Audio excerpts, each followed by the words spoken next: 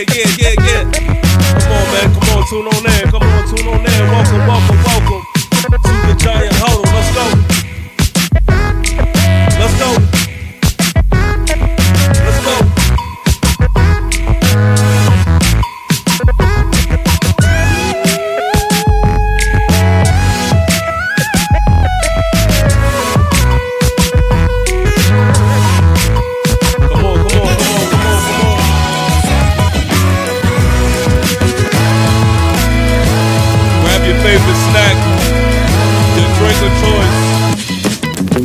Talk about this schedule tonight, man. Let's go. Do not forget to like the stream. Let YouTube and whoever else know that we here, man. There we go. Ladies and gentlemen, it's your guy who was never lying, sometimes defiant, TP Wade the Giant. Ladies and gentlemen, how are you feeling? Knicks was finishing their food last time I checked. I think it's safe to say that game is pretty much over. The New York Knicks are advancing. So Funk Flex Bomb, of course, for the New York Knicks. Yeah, man. I want to give a giant salute to every New York Giant soldier, man, that is going to be tuned in into the stream. Make sure on your way in, man, you do your due diligence, you like this stream, and you even share this stream, man. Let everybody know what is going on this way. And most importantly, if you are new to this channel, subscribe. Let's go. I felt there was no better athlete on that field than me. I was the best athlete on the field, and in order to win, you have to beat me. If you can't beat me, then you can't win. I tell you right now, you know everybody gonna watch this ass whoop I'm put on you, right?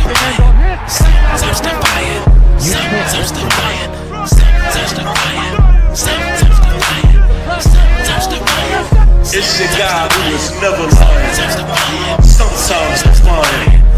It's a kid way to shine. And put both feet down on the ground, and then it came out of the pile.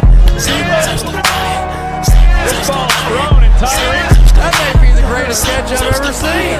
Sometimes defiant. Lobs it, Boris alone, touchdown New York.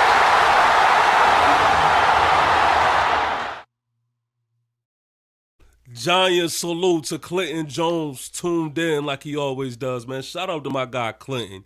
He definitely holds it down, man. He says, hey, TP, how are you doing?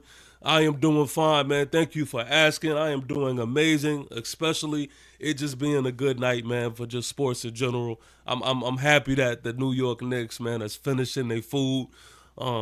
Never was worried. I knew that they would, handle their biz, man. So bye-bye, Boston. Bye-bye, Boston. But, yes, man. Yes, as y'all see in the title, make no mistake about it, man. We are going to really talk about the schedule because I'm going to keep it real with y'all. A lot of Giant fans and just fans of the NFL in general, they have us twisted. They have us tangled. I don't know what is going on. I don't know why people look at us as low as they look at us. It's like the off-season moves meant absolutely nothing. But we're going to talk about some things, man, because clearly I look at this schedule a lot differently than how others see it, man. So, let's go ahead and let's get this schedule up on the screen. I think it's been long enough to where everybody is fully, digested what is what. We pretty much understand. I know that everybody keeps throwing it out there that the New York Football Giants have the toughest schedule in all of the NFL. I put a video out about this, but I'm going to reiterate, man. I do not care about that.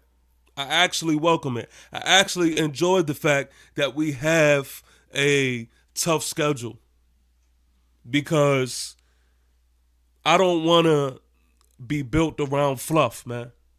I don't. I want to know what is what.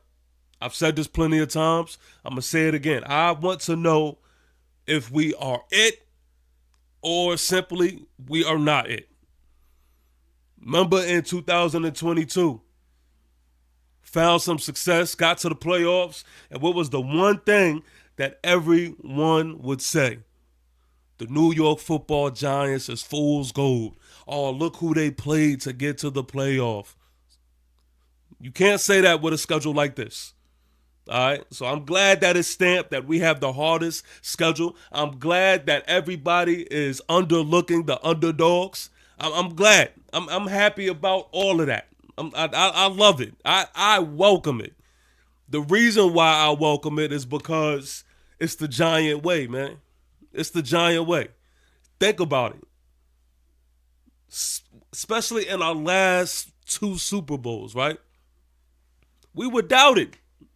We were doubted. They wanted to get rid of Eli at one point. They wanted to get rid of Tom Coughlin at one point. And what happened?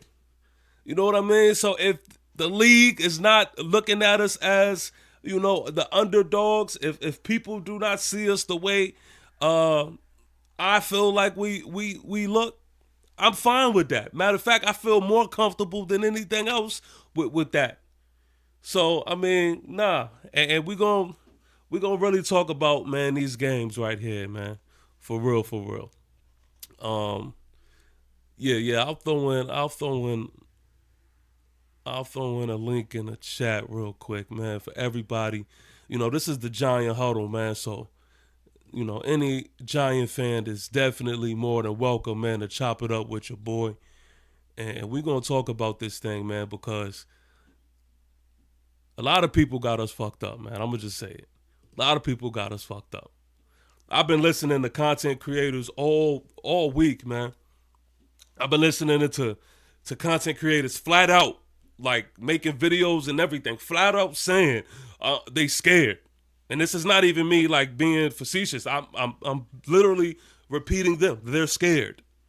I've been seeing NFC East roundtables. I watched the NFC East roundtable the other night, and the Eagle representative was getting at it. The Dallas Cowboy representative was getting at it. The Commander fans has been absolutely crazy as of lately, but the Commander representative was getting at it. And what was the New York Giant representative doing? Just sitting there, just being quiet. Somebody bark at him, he throws a light jab and all. I'm like, what the fuck is this? So I don't know what is up with all of this pussyfooting around, man, and this New York Giant fan base and all of that. But look, man, I that's not me. That's not me. And I see it a lot differently, man. Pat, what's the word, man? Yo, what's going on, TP? Man, I can't call it. Just another day. Hey, I want to show you something after the stream. Okay. Is very, very important. Born for Sports, what's going on, bro? Yeah, man. Shout out to Born for Sports, tuned in, man. Giant salute to Born for Sports, man. Thank you for tuning in, man. I appreciate you. This schedule though, bro. Yeah, man. But we gonna see what we're about in the beginning of the season. That's a fact. That's a fact. Ghost Dog says, "Yerp, peace and salute, TP But Wade." it might not be as hard as you can think. And I'm gonna give my opinion real quick. That we win that Commanders game. I know we can beat the Cowboys. People gonna call me crazy. We can beat the Chiefs too. The Chiefs are not as strong as they used to be. We can beat the Chargers because if we stop the Chargers' run game, we got a hell of a chance to beat them. Mm-hmm. Definitely know we can beat the Saints. The Eagles, that's a whole nother story on a short week. That's a whole nother story. But the Broncos, yes, we can beat them too. They're not unstoppable, and they play very good defense, but we play very good defense, and I think we can make Bo Nix make some mistakes. And then we knock I'm glad we get the Eagles out of the way early. Hopefully we can win that second one.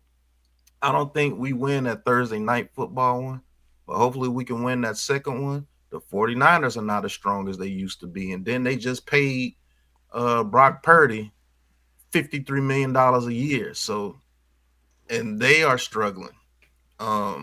We can beat the Bears. I know we can beat the Packers. And I want to see what this Lions team is about because they lost some stuff too. The Patriots, I know we can beat. The Commanders, I know we can beat. This Vikings team might not be nowhere near as strong as they were last year. We definitely can beat the Raiders, and we definitely can beat the Cowboys. So it's if we get a good start, I think we have a very good season. If we go on week 5 with confidence, let's say we're 2-2 going into week 5 and we beat the Saints. Yeah. And we lose to the Eagles 3-3. That Broncos game, we win that game. And then the Eagles, let's just say we lose to the Eagles twice, 4-4. The 49ers and Bears, 6-4. Packers, I'll give a loss, 6-5. The Lions, that's going to be a game I think we can pull out 7-5, 8-5, 8-6, 9-6, 10-6. And then at the end of the season, who knows what happens in the game. If we're fighting for playoff position or if we're just in the position that we need to be. I can see a 10-7 season. I can. And that's being absolutely possible. But those first 5 games, if we are 3-2, we're going to have a good season. Hey, I'm not mad at that.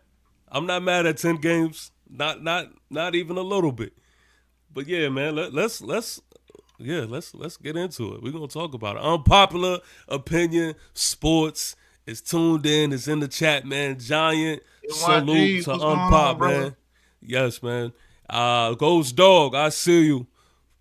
He says I got us going 9-8. I can see that as well. All good, baby. Okay, baby. I'm not mad at that. Ghost says, and lets it be known, we ain't scared over here.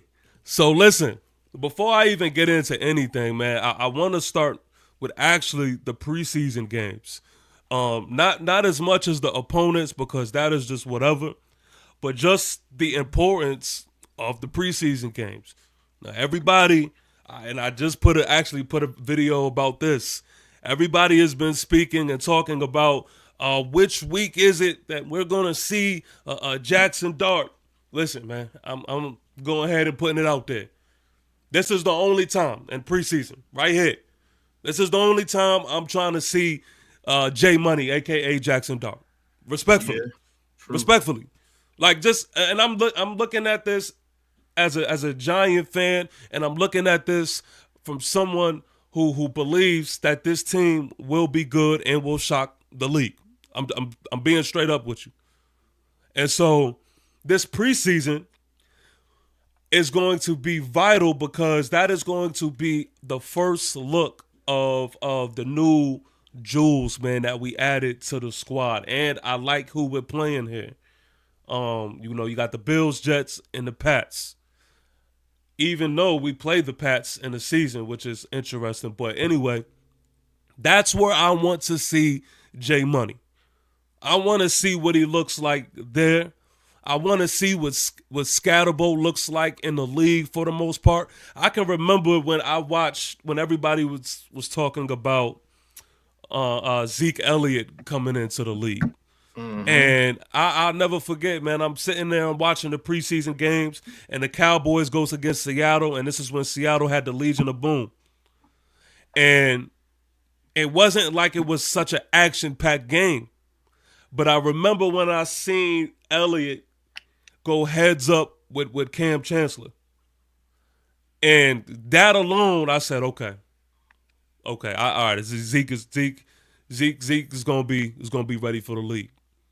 So in that same mindset, like that's something similar to what I'm looking forward to seeing when it comes to a Cam Scatterbo. Like I'm looking just for a sign. I'm looking for just how his game translates to the league to where I could say the same thing. Okay, all right. Yeah, he's got it. And so everyone else, man, of course, all of our free agents, man, and all of our draftees, man. So preseason, I do want to say, man, do not sleep on preseason. This is actually the most excited I have been for a preseason in quite some time. To That's be a honest fact. with you. That's a fact. Yeah, an unpopular opinion sports says Dart will start Monday night versus the Pats. My unpopular opinion. Funk Flex Bomb for Unpop. Letting it be known he thinks Dart will start versus the Pats. Hopefully not. Hopefully not, because if he does see the field, that means We getting our butts kicked. yeah. It's not good. It's not good. It is not good. So I'm gonna kick it off like this, man. We got the Commanders week 1. Commander fans have been talking heavy. Commander fans have been talking like they are the ones that just won the Super Bowl. Commander fans are talking to Giant fans like we don't have their number. I mean, all it took was 1 year for them. They have hit the ground running, and they are on 10. And it's pissing me off, and I'm not even going to hold y'all. It's pissing me off. And so I am happy. If I had to pick, like, schedule this and do this on my own, if I had to make this up, I would have put the Commanders right there on week 1 myself. Because not only is this going to be a good test for us, but I don't look at the Commanders how everybody is speaking about. Don't forget, man, and either one of the games that we played versus them last year, it was a game.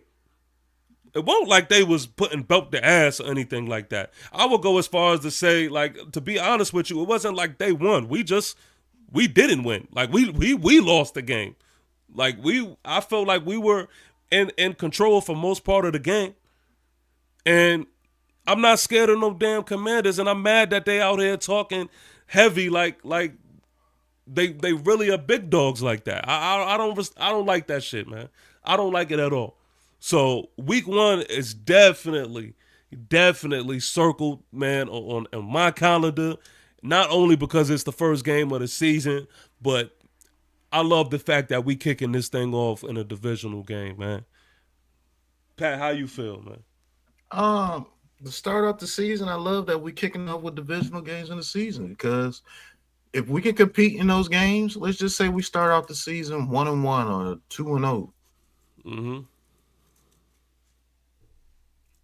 I think that should give you supreme confidence going into the season. Mm-hmm. So, Rendrick, I see you. What's going on, Rainey? If we beat the Commanders and Cowboys, that means we know we can beat them. And the only team that made punishes is the Eagles. And let's just say if our defense is legit, I think we got a hell of a chance to beat the Eagles. Yeah. Because if our defense is legit and we're shutting the Eagles down, let's say we shutting that run game down, they only got like 10 points at halftime. I'm quite sure our offense could at least have a touchdown in that first half. And we can win a 20-17 game against them. It's going to have to be ugly. We're not going to blow out those teams. We're going to have to win ugly this year, but I think we have the defense to do that. I see you. Terendrick says, let's not be coy. The Commanders are so overrated. I feel you, man. He says, even though I don't want to win, I think we'll dominate the Commanders. Are you saying even though you don't want to win? Like what are we tanking for? We already got the quarterback, so what are you tanking you threw me for? off with that one. I don't know if that's a typo or what, but you definitely threw me off with that one. But yeah. I mean, week 2, and then it's another divisional game, like Pat was saying. Look, y'all could call it what you want, but I definitely believe, man, we could start this season off 2-0. I keep hearing Giant fans talk about, the Giants could very much start this season off 0-4, blah, blah, blah. Well, we could definitely start this season off 2-0, 3-1, and 4-0. Like, I don't get that type of mindset, man, especially at this time of the year, man. I just don't. I don't know. That's just not me, and I don't see it the way y'all see it. The Commanders and the Cowboys are two teams that I definitely think the Giants can beat, and convincingly beat at that, man. This is the Giants' problem, man. Giants fans, not the Giants, but Giants fans. I want Arch Madden. Like, come on, bro. Oh shit! I can't believe I'm reading this shit. Yeah, this shit crazy. You already got your quarterback. Yeah, nah. Terendrick, this just because of the type of time I'm on, we're gonna really have to talk about it. We're gonna really have to talk about it. See, this is the when I say this is the shit I be talking about. This is the shit I be talking about. This is the mindset right here, man. Terendrick, respectfully, and this is because this is the Giant Huddle, and I'm gonna talk to you like you are my teammate, man. I'm gonna talk to you like you my teammate. But this is some bullshit right here, man. This is some bullshit. Now you talking about Arch Manning, still at this point? Come on, man.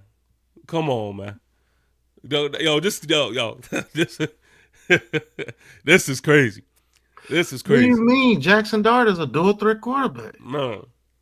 He's actually faster than Arch.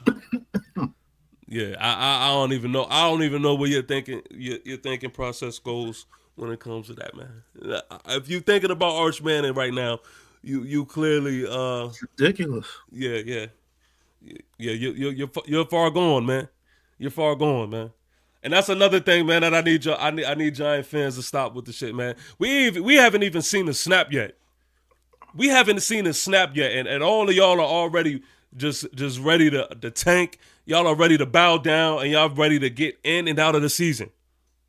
Like, I don't know, man. That's just some shit I can never get with, man. I'm not on that type of time. But anyway, Commanders, Cowboys, I love it. Back to back, I mean, it really puts us in a situation where, like Pat kind of said, man, this could either make or break us, man, right here. Let's get it off the table early. Now, this is what is important, man, about starting off hot in the first 2 games of the season. Is that when we played the Vikings, man, one thing that I seen was that we were super unprepared. We were outcoached. We were outplayed the whole 9. That cannot happen. Mm-hmm. That cannot happen this year. Absolutely not. Now, I hope, it is in my prayers that Coach Dable and staff also understand that. They also know that, and that they are well prepared, man, going into these first 2 games. Then we have the Chiefs, which I'm going to be real with y'all. I wouldn't want the Chiefs in any other way. I mean, let's be honest. You have Chiefs, Sunday Night Football, primetime, and it's your first home game of the season. You're not going to get a bigger boost than that, man. You're just not. And so either you're going to have it or you're not. But you have 2 games under your belt already, and now you're going against the Chiefs. What does the Chiefs' offensive line look like? And what is Pat Mahomes going to look like when dogs is attacking? You know, we've seen games. Exactly. We've seen games like that when things when things couldn't click for Pat Mahomes when dogs get after it. So everybody I know that you hear the name Chiefs and you automatically get into panic mode. But again, I just do not see it the same way that a lot of y'all see it. And call it what you want, man. Call it what you want. But I think we can beat them. I think very much so. I really do. Man. Ghost says, and yo, this run game is going to be serious, man. I get the defense is one thing, but there should be no reason our run game can't be getting busy for us. Man, fuck flex bomb, man. Fuck flex bomb for Ghost, man. I agree with you, man. And that's something else that I feel like people are not really understanding about this Giant team is that they not really getting that 1-2, 1-2-3 punch aspect of this offense. They not really registering it. And when they do register, it's going to be well into the season. You know what I mean? So I'm glad you mentioned that, Ghost, because that is definitely something that we have in our bag. Unpopular Opinion Sports says people are going to find out what type of coach Dable is. If the talent is close, do you guys think Dable can outcoach the coaches on this schedule? Giants always start slow. That is a fact. Now, great question, because I think this is the biggest question mark when it comes to this team. I'm going to be real with you. This right here is the biggest question, which is Coach Dable to me. Coach Dable is my biggest question mark right now.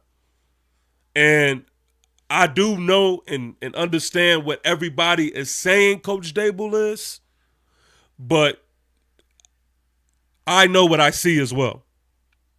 And y'all not going to keep telling me that Coach Dable is this quarterback guru, this offensive whisperer, and all of these different things, and there's nothing to damn near show for it. I'm tired of hearing that Josh Allen shit. That's gotten old to me. So if he is that, I want it. It's got to be shown this year. Like, it's got to be shown. He's going to have to prove that to me this year. If he is that. If he is that guy that everyone say he is. Now, on the other side to it, when it comes to Coach Dable, I am more interested in seeing what Coach Dable looks like as the head coach. And when I say the head coach, we're removing the playbook from the hands of Coach Dable, the offensive playbook from Coach Dable. I want to see him back in that role. Him as the motivator. Him playing more of that, that Dan Campbell role for this team. He does a good job at sparking this team up, and he does a good job at really the players play for him. They play for him. They rock with him. So he does a good job in those aspects. So I want to see if he could put it all together. I've said all of my things about Coach Dable, man. I've been a critic. I've said all I could say when it comes to that. But see, now it's that point of the time where, all right, well, it's time to hop in the car now. It's time to put up or shut up. It is what it's going to be. So I'm glad that you asked this question, because this is the truth. And as far as him being able to outcoach the others and us starting slow, well, again, that goes back to my point with Coach Dable going back to his head coaching role. In 2022, we seen that side of him. We've seen Coach Dable really win games that people did not see us winning. And I would agree to the fact that, yes, maybe we did start off a little slow in that Tennessee Titan game that year. But I think we all can agree we picked it up a lot quicker than we have done in quite some time. So, again, this is it for me, man. This is the test right here. This is the year. There ain't nothing else that we could add, to this roster for Coach Dable to take the shine off of him. So, I mean, hey, it's gonna be what it's gonna be now. Let me see. Let me try to catch up real quick. Jay Ferries, man, giant salute to Jay Ferries. He says, damn, this guy has a great voice. Hey, man, we talking, man. Look, real quick, do not forget to like the stream. Keep the comments going, man. This is not just me talking. This is an engagement thing, man. I'm chopping it up with y'all, man. I want to get the true, the conversations going, man. I want to get y'all opinions. Even if it's as crazy as my man Rainey in the chat. Even if it's as crazy as that, man. This is what it's here for, man. So do that. And then most importantly, man, if you are new to this channel, make sure that you subscribe, and subscribe again, man. Funk Flex for sure. All right, man. Where we at? Let me try to catch up here. My man Andre says, hey, what up, TP and Pat? I can see 7 to 8 wins. Vamos, Big Blue. All right, 7 to 8 wins. Okay, we could squeeze 10 to 11 out of that then. Yeah, man. Shout out to Andre, man. Yeah, man. Pop says, yeah, man. Again, man, make sure y'all smash that like button for sure. So, yeah, down to week 4, man. Then you have the Chargers, where the Chargers, I'm not going to sit here and I'm not going to act like, the Chargers is somebody that you can just overlook and act like that is just a team where it's just going to be cake and ice cream or anything like that. But again, definitely a beatable team, man. Definitely a beatable team. And based on how we start, I mean, I'm telling you, man, a lot is based off of, especially Pat said it, these first 2 games. Look, these teams that people were saying is an automatic L and all of that. Okay, let us start off 2-0 or something, or 3-0 or something like that. I guarantee shit is gonna go a lot different, man, than what everybody think, man, for sure. Shout out to Keystone Cowboy is in the building, man. Funk Flex Bomb for Keystone Cowboy, man. This is actually a Dallas Cowboy, man, content creator, and he is new to the YouTube space, man. And he is going to be somebody that is going to join the NFC East Soldier streams, man, that we are doing, man. I can't wait for that. Hit that subscribe button for us, Keystone Aboriginal Sports Network, and holla at me when you get a chance.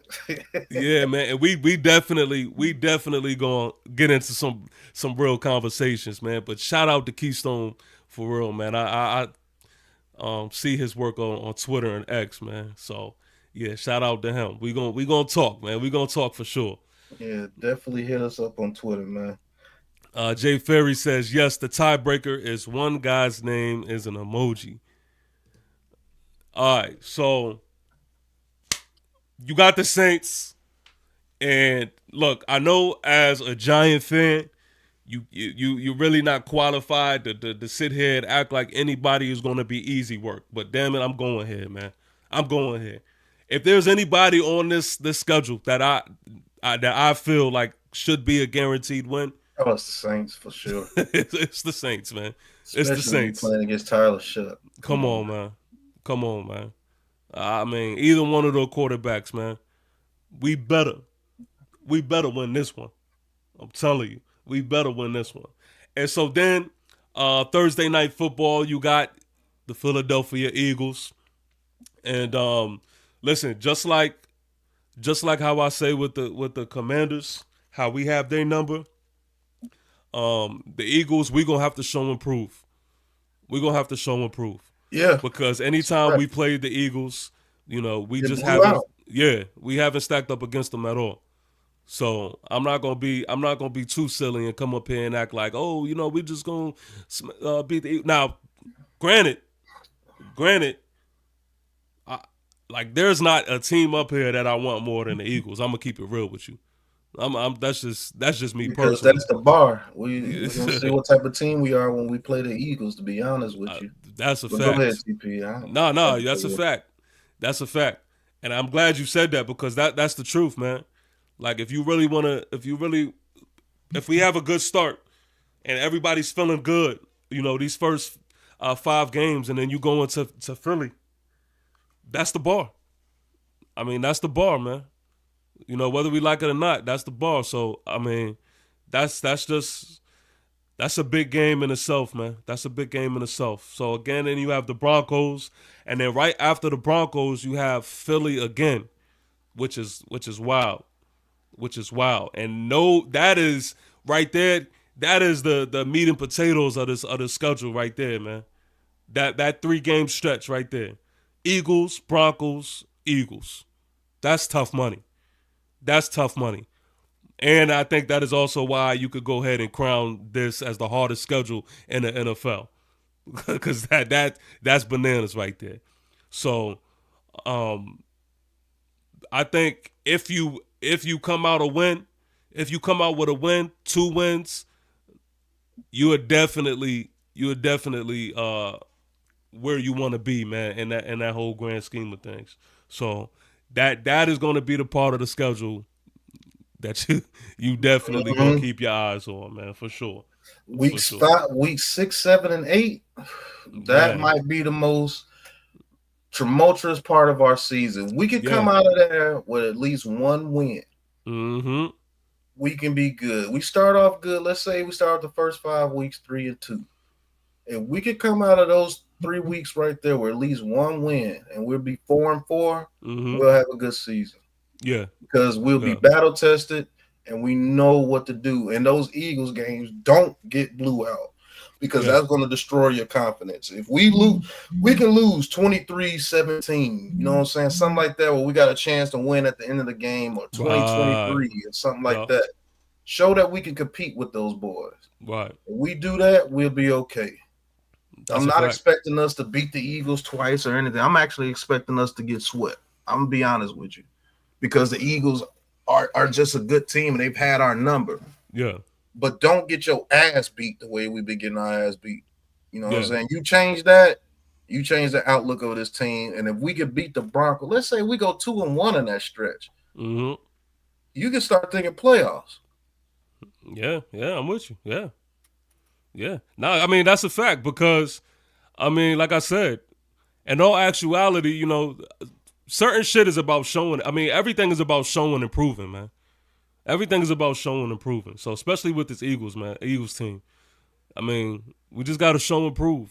You could sit here and talk in front of a microphone all day and night. And, you know, you could sound as good as you want to look. But we know how we looked versus the Eagles. So, I mean, we're going to have to show and prove, man. We look like we don't belong on the same field as them. Exactly. So, yeah, once you get out of that volcano right there, man. Then you got the 49ers, which the 49ers aren't the big bad 49ers. I mean, they're not a team that I look at as oh so scary. And so yeah, that's another thing. That's another capable win.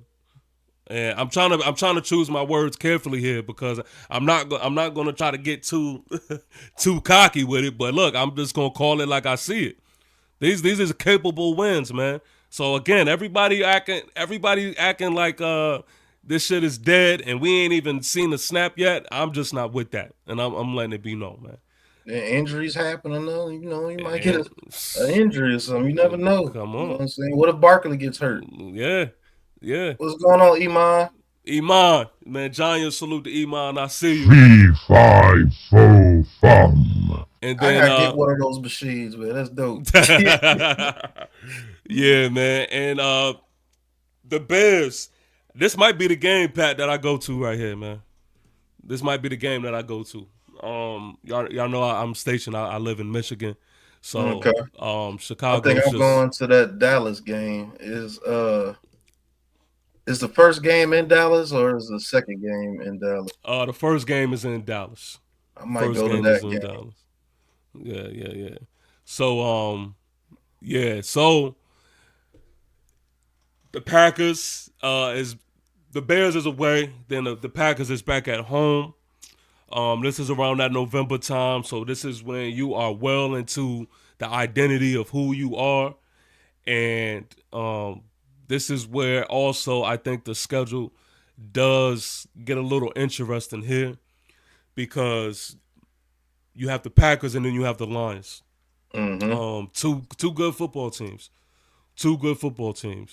And so again, even if you could come out with a win with one of these two teams, man, like it looks good. All right, let me. All right, here we go. Because y'all catching me on the right type of tone.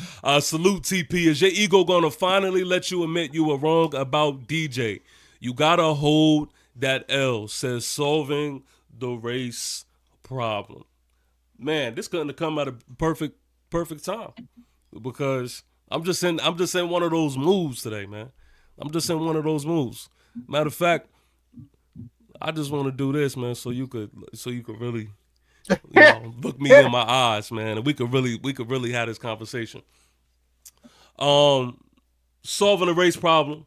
You said this before when I was on the stream with Big Dash, man, and you said this before, and you said something along the lines of you can't listen to anything I'm saying or some shit like that because I was caping for DJ or something like that or whatever, blah, blah, blah. So let's talk about it.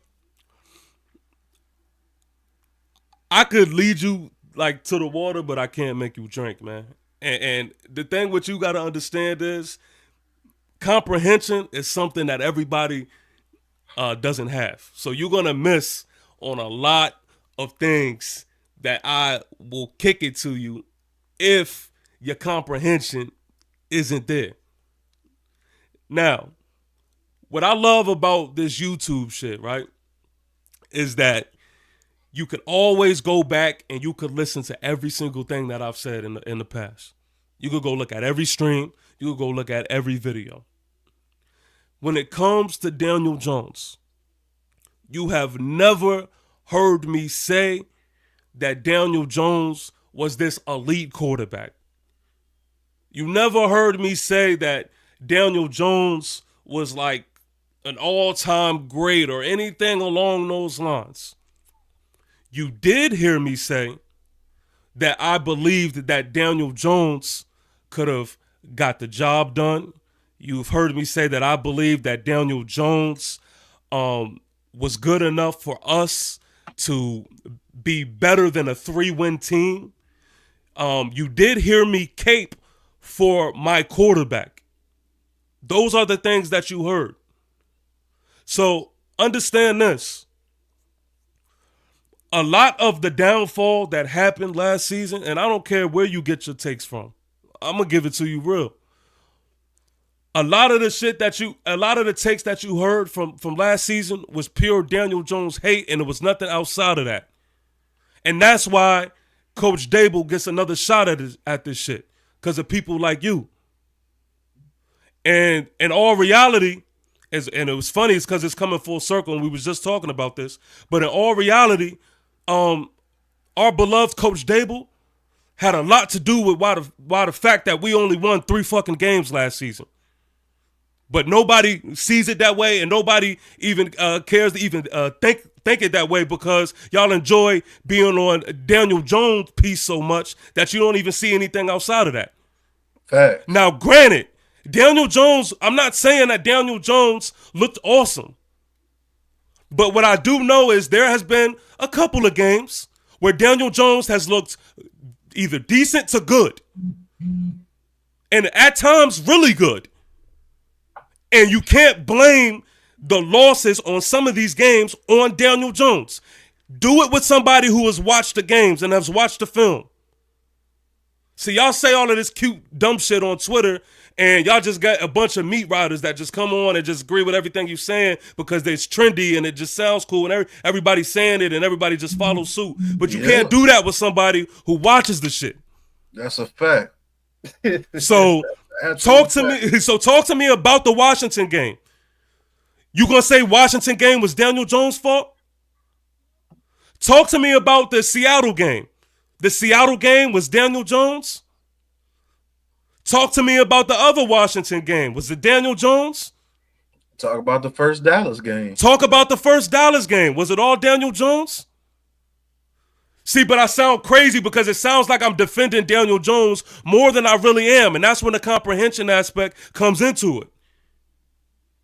Again, I'm not sitting here saying like Daniel Jones is the all great, but the truth of the matter is there was a lot of holes in this Giants football team, and not everyone was held accountable. I didn't see y'all in the chats talking about the drops that these receivers had. I didn't see y'all in this chat talking about these offensive play schemes and play designs that Coach Dable threw out there that was looking elementary as shit. I didn't see y'all talking about Coach Dable coaching like he was out there scared as shit. Like he wasn't aggressive, like he didn't want to win. So if you really want to have that conversation, we could have it. But I'm not one of these guys that you could just say some dumb shit with on Twitter/X, and I'm just going to run with it because that's what everybody else is saying. Because I'm one of those guys that understands that all of these people that be up under these comments and saying all this outlandish shit don't even fucking watch the squad. and more than half of them stopped watching once enough L's stacked up on a record. So that is that on that. That is that on that. Back to regular scheduled program. Yeah, they just talk out the side of their cheeks, man. You know what I'm saying? Everybody act like just because you said Daniel Jones wasn't the worst quarterback in the league, you saying that he's elite or something. Nobody said that. All I ever said is I wanted to see what he could do with the offensive line and the receiver, and I saw it. And he wasn't good enough. That's why he was released. It was it. That's it. It was why it. Why are you even still talking about Daniel Jones? Why? I'm glad you said that. That's the only thing that makes some of you dudes relevant. I told y'all owe Daniel Jones a check. Yeah. I swear y'all do. Yeah. That's the only thing that makes some of you dudes relevant, bro. You still talking about Daniel Jones? We got Jameis Winston, Russell Wilson, and Jackson Dart. Like, stop it. And no longer here. And Rainey, everybody didn't lead the league in drops. Sure didn't. Everybody didn't. So again, and look, this is some typical shit. This is some typical shit right here. I seen a flea flicker where DJ was scared to let it go. Yeah, y'all are calling out the plays that everybody talks about. Yeah, we seen it, and we talked about it. But again, y'all call out the shit. Everything was under a microscope on what Daniel Jones did. Every bad decision that Daniel Jones made, of course, it was going to be clipped and it was going to be resurfaced because the joke was about how ass Daniel Jones was. Of course. Of course. But you don't watch no film to know what was what. I ain't see y'all retaping the good shit. That's a fact. But again, like Pat says, it was hilarious to me is that it's so corny at this point. Take accountability for being wrong. We all said that. We said it. I just said it 2 minutes ago. We said it. What more do you want? But the problem is this: y'all are still talking about Daniel Jones. Y'all still talking about Daniel Jones. I'm gonna be 1,000 with you. I have not thought about Daniel Jones in a minute. In a minute, my plate is so full with other shit. Why would I be thinking about Daniel Jones? That's crazy. Come on. I ain't even thought about him. We got 3 new quarterbacks. 3. Daniel Jones has been off the squad for quite some time. And you want me to keep, come on, man. And look, respectfully, but I want y'all to pay attention on what's going on in this chat. This is coming from dudes that is talking about tanking before they even seen a snap. They want to tank for Arch Manning. What are we talking about? What are we talking about? Y'all want to tank for Arch Manning, and then we got another dude who's sitting here talking about. I think that's Roach Dave solving a race problem. I think that's Roach Dave, to be honest with you. Shout out to somebody new I seen. I think it was Danny R. Yeah, man, my guy R. Danny, man. Shout out to Danny. Bro. Yes, man. Yeah. Shout out to the Knicks. My fault, man. Yeah, they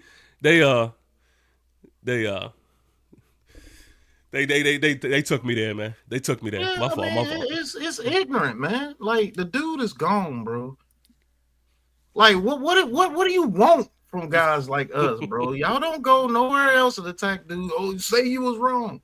Like we said, I wanted to see what Daniel Jones was with an offensive line and a receiver, and I saw it, and he's gone. I did it years ago, man. He wasn't good enough. I did exactly, bro. I did it years ago when he was released from the squad.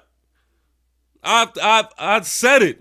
But I'm not gonna get on every stream and be like, hey man, again, don't forget, let me remind y'all I was wrong again about Daniel Jones. Come on, man. What the fuck are we talking about? I'm gonna start off every stream I do about the Giants this season. What are we gonna start off? I was wrong about Daniel Jones. That's how I'm gonna start off every season. Yeah, we supposed to beg for their forgiveness. Yeah, nah, man, I didn't bring up Daniel Jones, man. I actually brought up the comment, man. Solving the race problem brought him up. Yeah. Come on, man. And that's the only thing that makes that person relevant. But anyway. Who's giving them excuses, bro? But see, Pat, that's what I said. Comprehension, man. Yeah. Comprehension. That's exactly why I started it off saying what I said. It's Comprehension. Like if he's the worst quarterback you ever seen, you caping for Daniel Jones. No, that's far from the truth. He wasn't good enough, and that's why he was not on the team. But let's not there was other factors that dealt into that. It was. And that's but see this right here, man, and this is what y'all be wanting.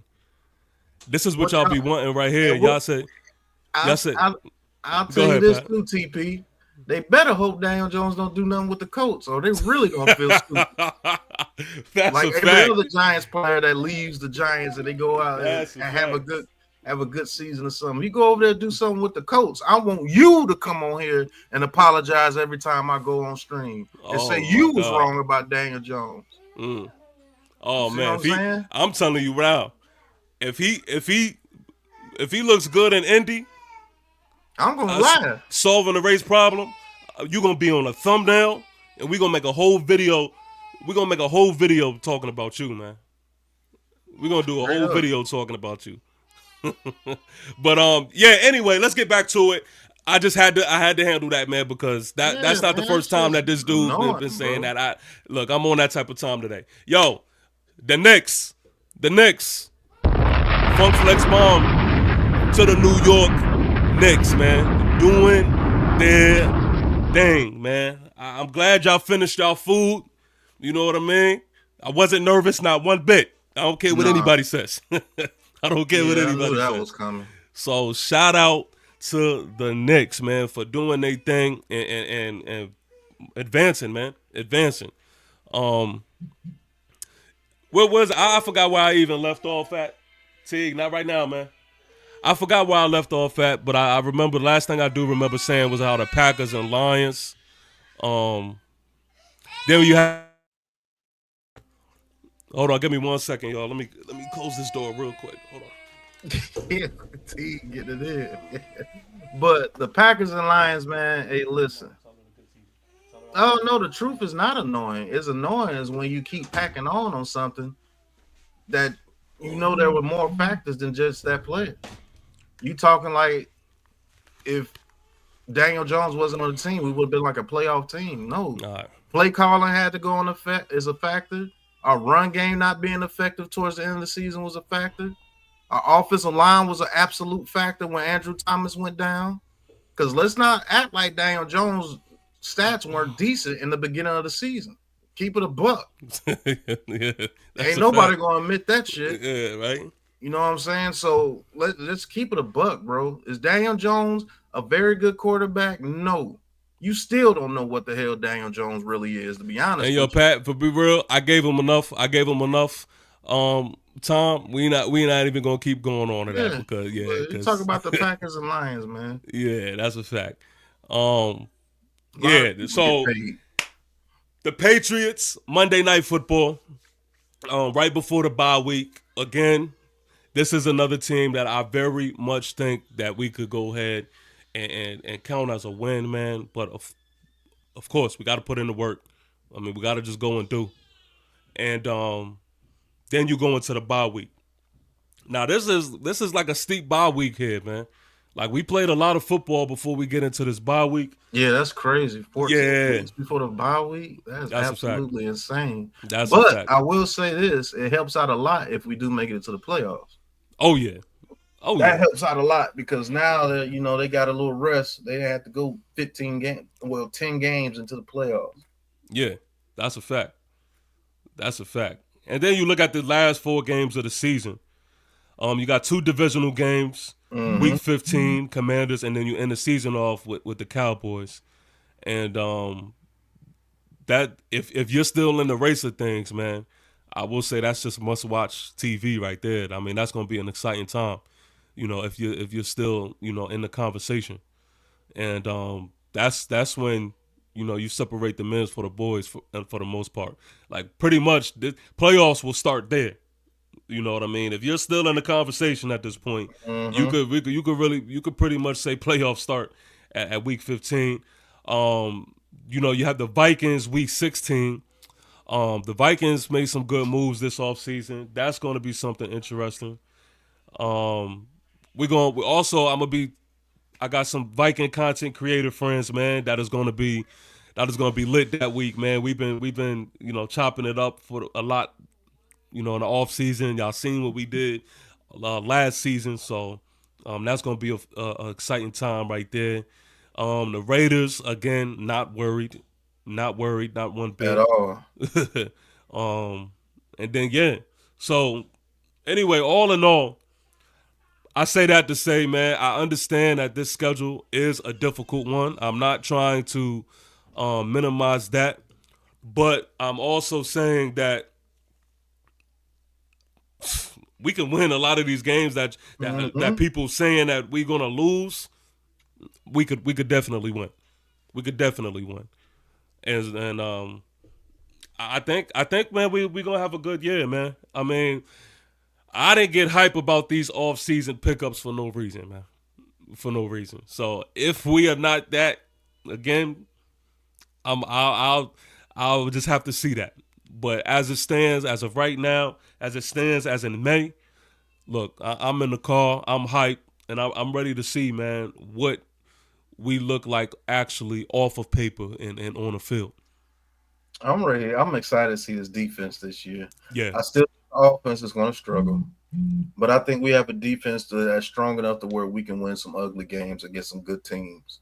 Mm-hmm. You know what I'm saying? I think we have an offense that if we are in those positions that our offense were in last year, can capitalize. Mm-hmm. Like the Panthers game, we should have won that game if the offense was half decent that game. You know, the Bengals game, we should have won that game if our offense was half decent. Mm-hmm. Both Commanders games, hell, the Dallas game, you know what I'm saying? If the offense was decent, we could have won about 6 more games. I'll just be honest with you. So I'm ready to see what this defense can do. And can Dabo at least make this offense look half decent? And shout out to all the new people I'm seeing balling on another level. Man. Hit that like and subscribe button for us right here on the Aboriginal Sports Network. Yep. Going to be bringing you mad content. And I'm just proud to see what people are saying. They say we got a star in our hands in TP on the Aboriginal Sports Network. So I'm glad to hear things and see things like that, man. But hey, Pat, we got a couple people backstage, man. I'm gonna add them on, see what they want to say real quick. Let's see. Let me see. Roach Dave. I don't know who that is, but let's see. Roach Dave, what up? Yo. This solving the race problem in the chat. My buddy always calling me Roach Dave, so I was like, man, I think my name. yeah. Big dog right there always saying I'm Roach Dave. I'm like, I don't even know who that is, but I just made it Roach Dave. Your take sounds just like a dude that calls himself Coach Dave. We call him Roach Dave. I thought you were saying Roach Dave. No, that's what we call him, Roach Dave. Because he calls his name is Coach Dave, but we call him Roach Dave. You sound just like him every time you come up here. Oh no, but I don't even know who that is. But you know what I'm saying? Salute to both of y'all brothers, man. It's all love. Man. We all fans at the end of the day. That's a fact. But what I had said was because you had your DJ takes, right? Not to go back into that. I mean, y'all closed that out. No, right. We could talk about it because you up here, and now we can have a conversation. So I like this. Yeah, I like this. Face to face or whatever, screen to screen, we can talk about it. You know what I'm saying? So I mean, we gonna have takes. We fans, right? So I'm just at some point we got to be able to say, you know what, I was wrong about that take. And whole time while you were saying the whole time I'm saying, look, DJ ain't it. But hearing your side now, you saying, look, I'm riding for the quarterback on my team. I ain't gonna throw him under the bus. I get it. But all I was saying was if we had average quarterback play, we could have won 5-6 more games, like y'all saying. And DJ was below average. And again, not to dump on him, and it wasn't all him, because like you saying, the play calling with Dable was awful. For somebody who's supposed to be this quarterback whisperer, somebody who's supposed to be this offensive guru, the offense have been bottom 5 in the league consistently. So it's everything in play, but the quarterback playing the most important position and not getting it done, that's definitely going to add in. And I just wanted to see if you was going to be humble enough to, you know what, my DJ takes was wrong. You know what I'm saying? I can move on. We got a better quarterback room now, so we shouldn't be no problem. Should be no excuses. But you know what I'm saying? We're just going to handle you your L, man. That's all that was. Making sure your L. So this is the thing, and I love the fact that you doing this, because I actually welcome this type of shit. Like because I was on the DJ train. I was standing behind my quarterback. I was saying, if I was wrong, come holler at me about it. I said that. But the thing is, I've had streams and I had videos that I put out there where I went out and said, all right, it didn't happen the way I wanted it to happen, and I was wrong. Because I was the one saying that I believed before the season even started that this was going to be the year that DJ was going to show and prove. I went out on a ledge and said that. And so, of course, when it all crumbled, I took the L. I had my streams where I said, no, it didn't happen. No, this didn't look good. No, this wasn't it. But on the other side to it, to your DJ playing below average point, I can't sit here and put a number to the games that we could have won. But I'm looking at a lot of these games that I do feel like we could have and should have won that was not necessarily all on the hands of DJ. For example, I brought up the Washington game, right? To me, DJ wasn't top 5 of the issues in that game. We didn't have a kicker. Yeah, you could blame special teams on that. Our defense couldn't stop anything that game. It wasn't special teams didn't look good at all. They actually took one back to the crib that game, but I if my memory serves correct, I think they didn't even count it off of like some was a block hold in the back or something like that. Yeah, it was, whatever. They took it to the crib first play of the game. Yeah, and most importantly, Malik Neighbors drops a clutch or could have been a catch to seal the game. Yeah, that was right in his hands. Yeah, and so it may sound like like I'm just defending DJ, but it's my truth in it. I seen it as, listen, I'm not sitting here saying he played perfect, but he damn sure played good enough to win. You had your Seattle game where we did take that win and we almost lost it. But I do feel like he played good enough for us to win. But what happened even in that game? Didn't we fumble on a 1-yard line? And got to return to the house. It got returned to the crib. Yeah. You know what I mean? Yeah.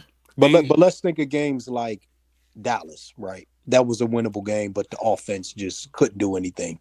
The Cincinnati game, defense played lights out against Joe. Lights out. Yes, you're right about that one. Yeah. Hell of a year. I never, if any defense was going to shut him down, I damn sure wasn't thinking it was going to be the Giants, but lights out against that game, off couldn't do nothing. So I'm saying games like that. I'm not putting a Washington game on him and, games like that, but I'm saying even if we had a Russ, who's I would say is an average quarterback at best, having Russ in there, you can give us at least pencil in 3-4 more wins, probably 5 if we're lucky.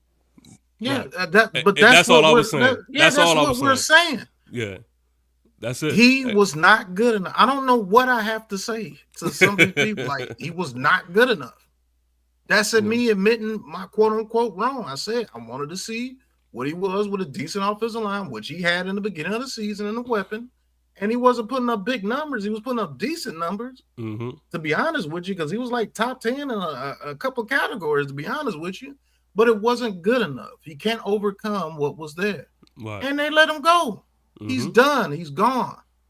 You know what I'm saying? You got, and that's, I mean, what would you want somebody like me at TP to say? You know what I'm saying? Like, we're supposed to just get on here and cry and say, "Oh my God, I was so wrong about." The only thing I would say, saying? if we look at it from the standpoint of good quarterbacks, we don't usually say these type of things about. Meaning, we don't say for good quarterbacks, "Oh damn, maybe he just need an O-line and he'll be better. Maybe he just need another good receiver and he'll be better." The good quarterbacks, we don't even have them conversations. So I think it's okay. So let me say this to you. They didn't say that about Lamar Jackson if he needed some weapons. But I mean, that was already established. He was an MVP candidate. Hold on. He was an MVP candidate before any of them. Did they not still say that? Because what you just said, you said they don't have conversations about that like good quarterbacks. But here's they didn't say that about Josh Allen. Here's the difference. Josh Allen didn't really have nobody last year, but and still won MVP. But what I'm saying is, I'm talking about the beginning of his career. Yeah, but those conversations are: do Josh Allen need another piece to win a Super Bowl, to compete for a Super Bowl? DJ's not there No, yet. I'm talking about in the beginning of his career, sir. They were saying that he wasn't nothing until they got him some weapons. All that talk ended pretty quick. But once it was established that we're talking about to get somebody to even be considered average or good, we're not even having no conversation about can DJ lead a deep playoff run. Those conversations would be laughable. Those are the type of conversations you would have about Lamar and Josh Allen. Like, do they need another weapon to get them over the top? We talking about giving him all this stuff for him to just be good. Well, you know what I'm saying? Let's. I'm just throwing some pushback. I'm just throwing some pushback. I'm just to throw out pushback, right? Let's say if we're doing a comparison game, who would you compare the offensive weapons to that the Giants had versus any other team? And let's just start at the receiver position.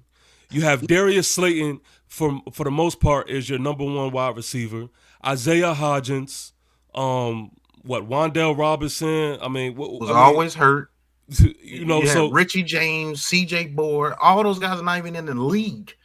You say the 2022 year? Let's say what year you want to use.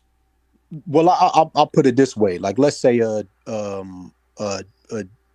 Derek Carr, for example, right? Mm-hmm. Do you think that I think that he might be a little bit better than DJ, but comparatively, they really not working with a lot. But if we put Derek Carr in them games, do you think that he would have lost that Cincinnati game? Do you think he would have lost that Alex game?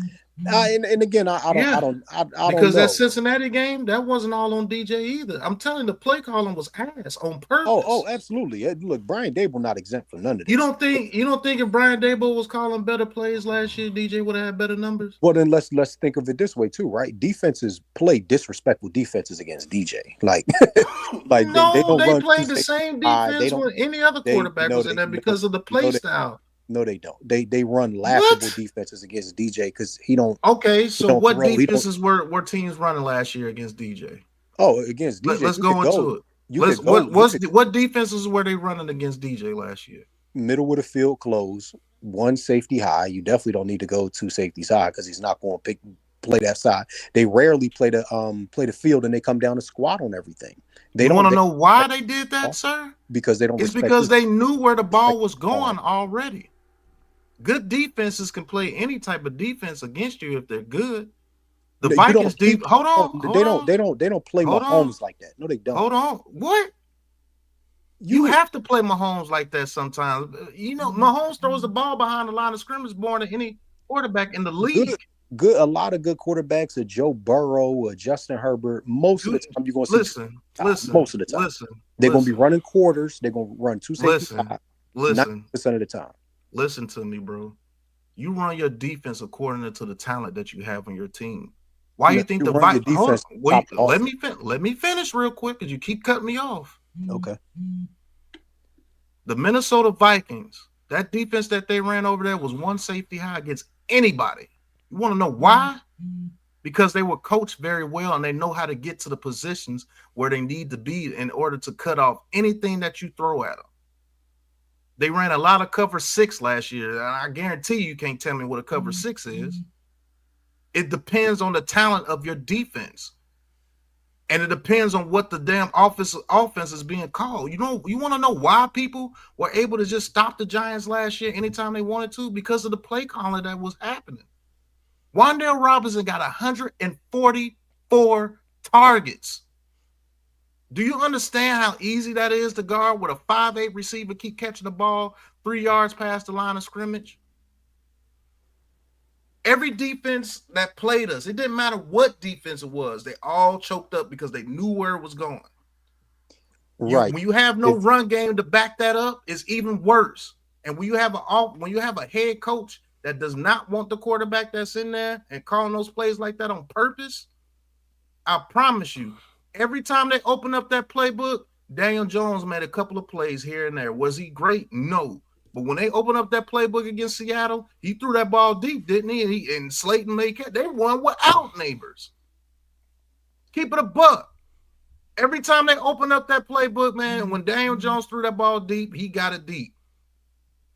Was he great at it? No, because his anticipation is ass. And that's why they didn't want him there, because his anticipation was absolute ass and he was shell shocked from getting hit too much. You want to know another reason why we were getting our ass beat last year? Because when Andrew Thomas went down, the line went right back to what it was the year prior. So now when you're getting major pressure with 3 damn defensive linemen at times, what you gonna do? When you got 8 people in coverage and you get in there like a blitz with 3 people, or 7 people in coverage, you get in there like a blitz with 4 people. Of course you're gonna get your ass beat. Now we getting into the little bit of the nuance of it, and I know this is a football channel, so people like it. But let's be fair, right? Most quarterbacks who can throw with anticipation, which you already mentioned, DJ has 0 of. But if you're getting rid of the ball, you're going to help your O line out. And DJ, and let's call it let's call a spade a spade. DJ was bailing on good pockets at times too. It wasn't just like every pocket collapsed. He ain't have nothing there. He bails on good pockets sometimes. Especially that Seattle game when he threw the pick 6 to the Witherspoon. That was 2023. That wasn't last year. I know. I'm not saying, but I'm saying it was obvious that Seattle game that I think it was a Monday night game when we played them, when Leonard Williams was getting into it with what I might have been Josh Azedo, but that game was obvious that he was just bailing on good pockets. So again, I'm not saying that every rep that he had out there, he had 4 or 5 seconds to throw. He bails on good pockets too. So let's call a spade a spade. That he just not getting crushed and killed back there. He doesn't have any pocket awareness at all. So let me advance the conversation in this way, because I love this.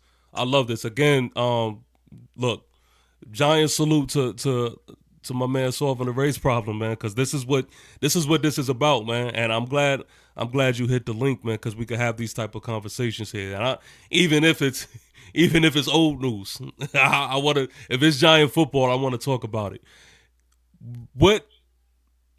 How do we feel about Coach Dable's hand in this whole thing? Because we're speaking about Daniel Jones, but if we want to catch up to now and where we are headed now, one of the common denominators is the fact that we still have a head coach in Coach Dable. And I think we all kind of agree that there was a lot for him to receive blame on when it comes to those treacherous years as well. So how do we feel about Coach Dable going into this season? Do we feel like, look, he has his quarterback, so we're going to see better production? Do you feel like there's a question mark next to his name, or are you completely still not sold on Coach Dable? Big question mark next to his name. Had we moved on from him this offseason, I would have been completely fine with that. Right now is time to produce, right? Like, we can't make no more excuses from him. We know what you did with Josh Allen. You rode those coattails for about 4 years now. The success, if you want to call it offensive success, in the first year, 2022, nobody really had no film on what the Giants were running. A lot of it was heavy on Saquon. Mm-hmm. And the other aspect that I did end up liking, that 2022 year, if you remember, when we got down in the red zone, the offense was so creative, man. They had yes, man. Damn, Liberty. They'd do a damn end around, pass it to Bellinger. He'd throw it, like, very creative offense down in the red zone. A lot more aggressive. 100%. Now, I think a lot of that could have been to Mike Kafka calling plays. Another little side note. That's a fact. Now, when Dable was strictly play calling, it was very plain. It was very vanilla. It was very basic. You're running stuff that's not your identity. I don't want to see no damn tush push and y'all just getting laughed out the field because y'all don't even know how to do it right and people getting hurt. The offense was terrible. So so really now it's no excuse. You got a quarterback. Russ is more than capable. No, he's an average quarterback. He can make every throw. He's more than capable. So if the offense looks equally as bad this year, we got to have a serious conversation about, can Dable even get it done? Which I'm questioning. If he doesn't show it this year, I'm ready to say, you know what, let's get a new offensive mind in there and see how they do. Hey, I respect it. Yeah, I respect it. Now you speaking our language. That's real football talk. Yeah. Because if they go out there and look sorry again, and they look just as bad as they did with Daniel Jones in there, what is that saying? It might not just be all the quarterback. It might be the head coach and the scheme. I'm telling you, Jefe, I see you. What's going on, El Jefe? Scheme is everything when it comes to football, bro. That's more important than any quarterback that you can have on the field. Because if you don't have a good scheme, I don't care what quarterback you have on the field, he's gonna get crushed. Mm-hmm. You see what I'm saying? People like Nico Collins, people didn't even know about Nico Collins until that new scheme came in there and really utilized his abilities. Take Brock Purdy out of that 49ers scheme. Sam Darnold. Sam Darnold. He went over there to the Vikings. He was like a brand new quarterback. They were talking about him just as bad as Daniel Jones, right? Geno Smith. Yeah. Geno Smith was a cast off. But he went over there to the Seahawks and they put a scheme out there for him. And guess what? He utilized his talents. The scheme is the most important part to your NFL team. What is your scheme? Same thing on defense. You have some defensive players that nowhere near the caliber of player that they are. But if they go to another scheme, look at Xavier McKinney, a defensive player of the year candidate, because they used him correctly. And that's why they gave him that money, because they knew how to use him. You got to know what you're doing with these players out here. I ain't trying to curse, but why the hell is Wan'Dale Robinson getting 144 targets? Please explain that to me. Does anything about Wan'Dale Robinson's bill say that he needs 144 targets? Explain Why that. is he even on the field? You see what I'm saying? Yeah. That hurts your quarterback in general. No, this is not saying Daniel Jones is a good quarterback. I think he's average at best. But average can get you wins in this league. It can. Because if you take Brock Purdy, you put him over here with the Giants, I guarantee you won't have a $253 million contract or whatever much it is now. I bet you wouldn't be averaging $53 million a year. He would be out of the league. Mm-hmm. The scheme destroys players. Look at Kayvon Thibodeau. In Wink scheme, he had over 10 sacks. Now he had to learn a new scheme with Bowen, and he was ineffective. Now they got to reevaluate things. Why you think Abdul Carter's here? Mm-hmm. You see what I'm saying? Look at Dexter Lawrence when they was playing him at that end position instead of playing him at nose tackle. You put him at nose tackle, he's going to go to the Hall of Fame after he's done. But before then, people were talking about why would you give him his fifth-year option? Because he was being played out of place. Yeah, and there's so many more examples of that, bro. Yo, man, I wanna close it with this, man, because we pushing up on an hour and some change. First of all, let me just give a funk flex bomb, man, to this conversation. First of all, because I love this, man. This was dope, and this is what the Giant Huddle is about, man. I love this. Salute to both of y'all brothers, man. I appreciate you having me up and all that. Salute. I appreciate you, all man. that, man. Appreciate y'all listening, hearing me out. Yeah, but I ain't Roach Dave or Coach Dave. I'll just say, but thank you for confirming that. Now I can't call you that anymore. I gotta call you 100%, man. I appreciate y'all brothers, man. Enjoy y'all night. Thanks for having me. Yeah, man. Appreciate you, bro. Yes, sir. Nah, that was dope. That was dope, man. I like that right there, man. And that when I put the link in the chat, man, that is what it's for, man. For us to kick it, for us to talk. The Giant Huddle is for that, man. For us Giant soldiers, man, to just huddle up and we get to talk about whatever, man. Whatever. So I like that right there, man. And it's all love at the end of the day too, man. We're gonna get into these last two guys. Again, we pushing up on an hour and some change. And then we're going to get up out of here, man. Let's do this like this, man. Fellas, what's up? What's up? What's going on, fellas? Go, New York, go, New York, go. Hey.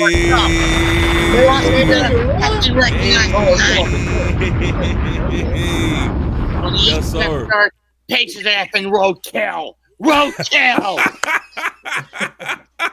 TP, drop another flame on it. Drop another Come on, man. Funk Flex Bomb. Yeah, I love it. Yeah, man. What's up, fellas? How we feeling, man? I'm feeling good, man. Honestly, I love it when the media writes this out because when you're the underdog, all the pressure's off you. All you got to do is perform. You just gotta punch people. You gotta punch people in their mouth and prove them wrong. Exactly. And that's the New York way of things too, because I mean, to kind of correlate the two, I mean, think of the New York Knicks. I mean, we was definitely not supposed to beat Boston. Definitely not supposed to beat Boston. And then, matter of fact, to start the series off, going to Boston and taking 2 games away from there. What? Who? Yeah, like I mean, that's just the New York way, and I love it, man. So I want that to translate at that time too. So you can't say, "Oh, that's a fact." That's a fact. I'll say this: if the Knicks win the chip, that's definitely gonna bring the energy to the Giants. Come on, man, and I just that's all I really want, man. Is I wanna be the team, because right now it's a lot of disrespect going on, man, and I don't know about y'all, but it pisses me off, man. It does. It pisses me off. Like, they have NFC East conversations, and the Giants are not even included of them. They only consider the Commanders, Eagles, and Dallas. They don't even talk about the Giants. And let me put it like this as to why that's the case. The last decade or so, ever since Coughlin left, the coaching carousel's been crap. Ben McAdoo, good for 1 year, gone. Pat Shurmur, gone after 2. Joe Judge, a skinflint coward who basically crippled the O-line, gone. Brian Dable, a tunnel-visioned half-wit who, instead of holding himself accountable to his own depravities, and I'm not much of a Jones apologist, but we all know that Dable basically cast him as the scapegoat when the real cancer has been right under our nose. It was never Jones, it was Dable. Oh, man, tell it. Hold up. Okay, yo, Mess ain't playing tonight, man. Mess ain't playing tonight, man. He's letting me know how he feel. But brother to the bottom left, what's your name? I think I've seen you on the. I'm El Jefe. Oh, okay, there you go. Or you can just call me. Or you can just call me Jeff, man. All right. So look, I got one question, man. Before we call it a night, I got one question. Where do you see us right now? And this is just something. Of course, this is extremely early. This is just something to just throw out there. In this division, where do you honestly see the New York Football Giants finishing? That's part 1. And 2, how do you see this first game of the season going? El Jefe, go ahead. All right, bad. So I'm confident because, first of all, we got the 4 C's in the first month. I see us going 3-1 in the first month. We're gonna beat the Commanders. Because first of all, like I said earlier, the only reason they beat us is because we ain't have a kicker. And now we got a solid quarterback and we got a kicker. We coming to get that get back. We spinning the block. Cowboys, it's over for them. I'm not gonna lie, the Chiefs is the Chiefs, but we're not gonna lose. We're not gonna lose like getting blown out. If we lose to the Chiefs, they gonna feel. So you got us finishing where in the division? Second. We're gonna be 4-2 in the div. 2 of the 4 win. Oh, we're gonna split with the Eagles, split with the Commanders, and we're gonna sweep the Cowboys. Okay. All right, Mets, real quick, man. Talk to me. How do you see us finishing in this division? In all honesty, 3-3. I'm with you, Mets. Okay. Sweep Washington, split with Dallas, and unfortunately get swept by Philadelphia. Okay. I respect it. And as for how we go in the first 4, I don't have us going more than 2-2, at least in my head. Okay. I respect it. All right. And Pat. Where we finish, I guess, finish 3rd, because at any point, any position would be better than last year, because Gable knows he's under the gun. He's got to give the playback back to Kepka, or the fan base is going to load him with lead. They're going to shoot me, fill him with lead shots. All right, man. Don't get me kicked off of YouTube. Right. But it's a family-friendly show. Right. Shout out to Mets, man. Always good to see you, brother. But yeah, that boy, wow. But yeah, I'm with Mets though. I see us finishing 3-3. I actually see us splitting with all three teams. I think our defense can get us one against Dallas. I think our defense could get us one against uh Philadelphia too. I truly believe, and the one we're gonna have to take advantage of is that I know it's gonna be tough, but that first Thursday night game, we're gonna have to take advantage of that of a short week. Hopefully we come in there strong, and we can. I, I think we can sneak one from the Eagles, man. Because if we stop their run game, that Eagles team is not as great when their run game is not working. Stop them from doing that tush push. Get them in third and longs. You can beat the Eagles. You know what I'm saying? Don't let them play 4-down football. That's where they beat everybody. They're able to play all 4 downs at any time because their run game gets in on those 4th and inches or 3rd and 1. So 2 tush pushes, that's an automatic first down. You see what I'm saying? So you gotta stop them from getting to those short yardage situations. If you do that, you beat the Eagles. But I'm more concerned about the teams like the Broncos, the Lions, and people like Bears. How do we compete against those teams? Those are the measuring sticks. If we get beat by the Chiefs, we get beat by the Chiefs. But let's not get blew out this season. I don't want to see us get blew out more than once this season. I definitely don't want to get blew out by the Eagles because we get blew out by the Eagles, that means nothing's changed. Yeah. You know what I'm saying? And I need this defense to be top 5 this year. Yeah, NYG, if you could get the link and come on, because I got TP and Mets here. I'm gonna show them something after the stream. It's only gonna be like 5 minutes, bro. All right, so look, I'm gonna wrap it up here, man, because again, we pushing up an hour and some change, and I definitely gotta go. But look, giant salute to each and every person, man, that was tuned in. I'm gonna let y'all give y'all closing words real quick, and then we just gonna go ahead and wrap it up, man. So, Mets, man, I'll start it off with you, man. All I'm saying is things are gonna get hectic this year, no matter how it plays out. Mm-hmm.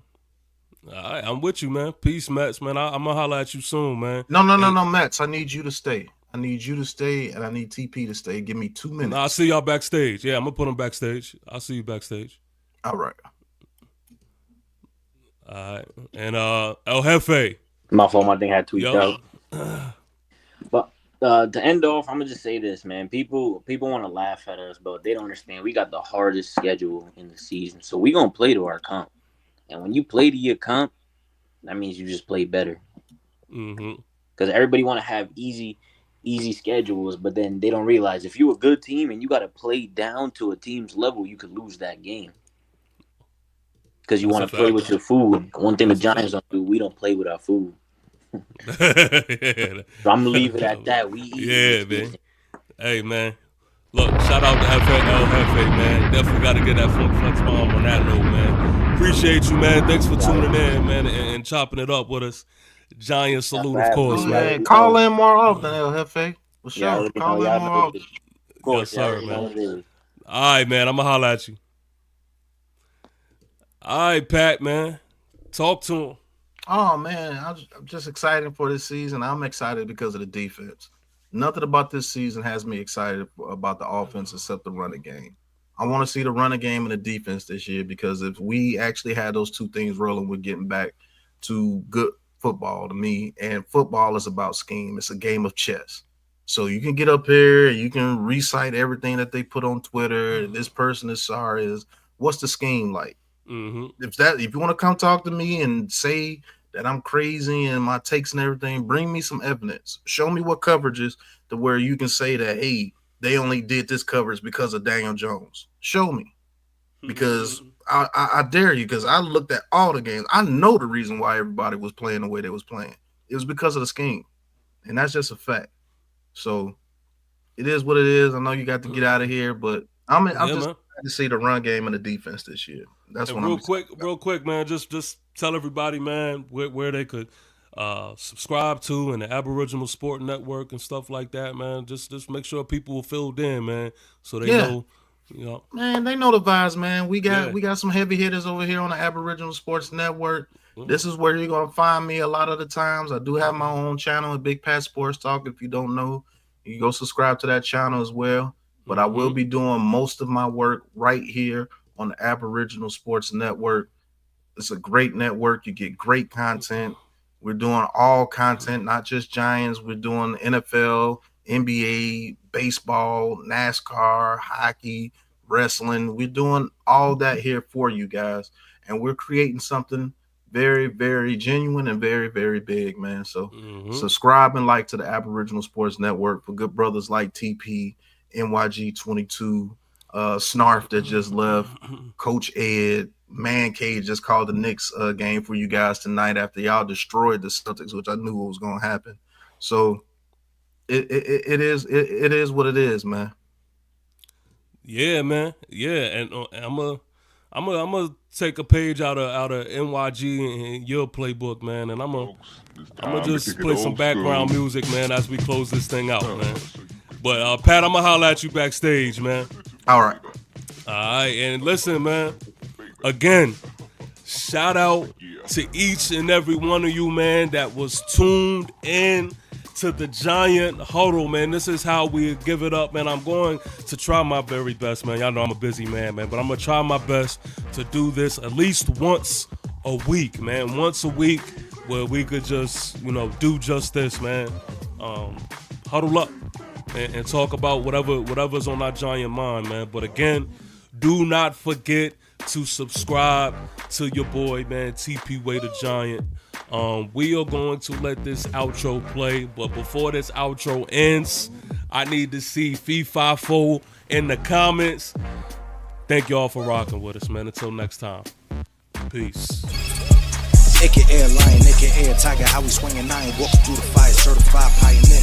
Yeah. Keep applying pressure to the foes, blowing closer than I can hit. Closer than my dish. TP Way the Giant here.